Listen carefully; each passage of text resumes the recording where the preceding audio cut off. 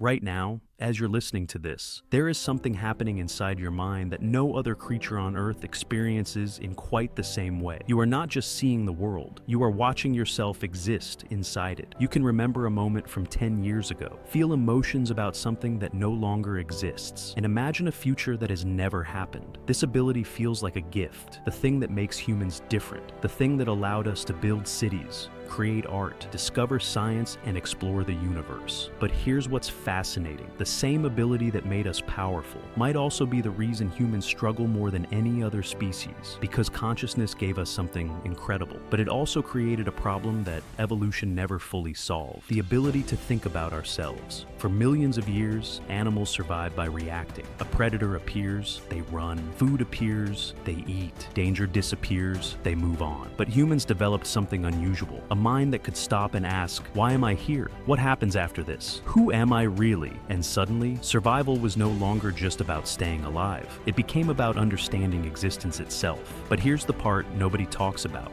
The human brain was not originally designed to make us happy. It was designed to keep us alive. And those two things are not always the same. Imagine an early human standing alone in the wilderness. Every sound could mean danger. Every shadow could hide a predator. A brain that constantly searched for threats had an advantage. The suspicious survived. The cautious survived. The ones who imagined possible dangers survived. But thousands of years later, that same survival system still exists inside you. Only now, the threats have changed. Your brain no longer worries only about predators. It worries about conversations, opinions, mistakes, the future, the past, things that haven't happened, things that may never happen. And this creates one of the strangest costs of being human. Your mind can leave the present moment. A dog can experience fear. A bird can experience hunger. But humans can experience fear about tomorrow, sadness about yesterday, and anxiety about an imaginary future. We don't just experience reality, we create entire worlds inside our heads. And sometimes, those worlds become more powerful than reality itself. But why? Why would evolution create a brain capable of suffering from its own thoughts? The answer is stranger than you'd expect. Consciousness gave humans a new survival tool: prediction. Instead of only reacting to the world, we could simulate it. A hunter could imagine where an animal would move. A tribe could plan for winter. A person could learn from mistakes without repeating them.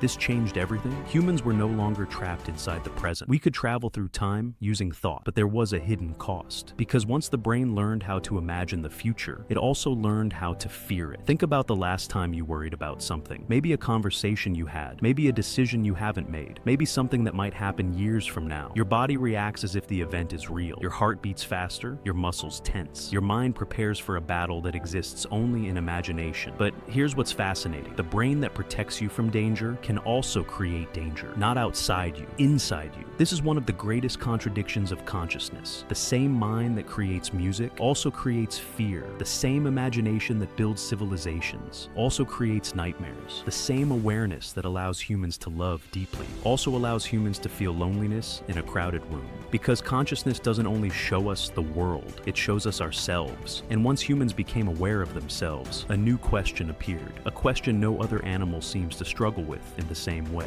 Am I enough? For most of human history, people lived inside small communities. Your identity came from your tribe, your role, your family, your survival. But the modern world changed something. Now, humans compare themselves with thousands, sometimes millions of other people. Your brain evolved in a small group, but now it receives endless information about everyone else. Someone else's success, someone else's lifestyle, someone else's achievements. And your ancient brain interprets this as a survival problem, because belonging was once the difference between life and death. But here's the strange part. Humans don't just want to survive. We want our existence to matter. We create stories, religions, nations, art, memories. We build things that outlive us. Why? Because consciousness created a terrifying realization. One day, this experience will end. Humans became aware of death, and this changed everything. Every civilization in history has tried to answer the same mystery. What happens when we are gone? Some searched for answers in spirituality. Some searched through science. Some created monuments. Some created stories that would survive for thousands of years. Because humans are unique in knowing they will disappear, and still choosing to create. And maybe this is the most beautiful contradiction of consciousness. It shows us the ending, but it also gives us the ability to create meaning before we reach it. The hidden cost of consciousness is not simply fear, it is awareness. Awareness that time is passing. Awareness that moments cannot return.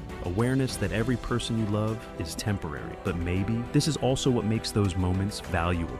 A sunset is beautiful because it ends. A memory matters because it cannot be repeated. A human life becomes meaningful because it is limited. So maybe consciousness was never just a gift, and maybe it was never just a burden. It was something more complicated, a strange evolutionary experiment, a mind powerful enough to understand the universe, but still trying to understand itself. Because the same brain that asks, "Why am I here?" is the reason we are able to ask that question at all. And maybe the greatest mystery isn't why humans have consciousness, but why a universe that created billions of years of silence eventually created something capable of looking back and wondering why it exists.